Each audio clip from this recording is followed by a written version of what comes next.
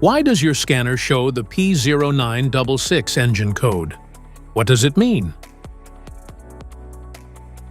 P0966 is a diagnostic trouble code for Pressure Control Solenoid B control circuit low.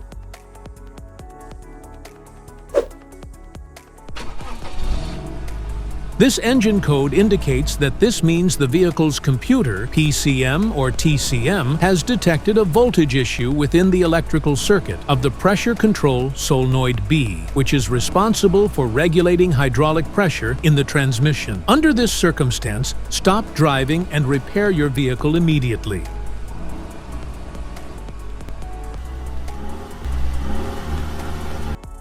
So, what causes this imbalance? Here are the most common culprits. This error can be caused by these possible faults in your vehicle. Faulty pressure control solenoid. B. Wiring issues. Low transmission fluid. Internal transmission problems. Faulty PCM or TCM. Each DTC code corresponds to a specific issue in your vehicle. This error code occurs in any OBD2 equipped vehicles, especially those in manufacture since 1996. It is commonly found in Honda Civic and BMW 750 LIs.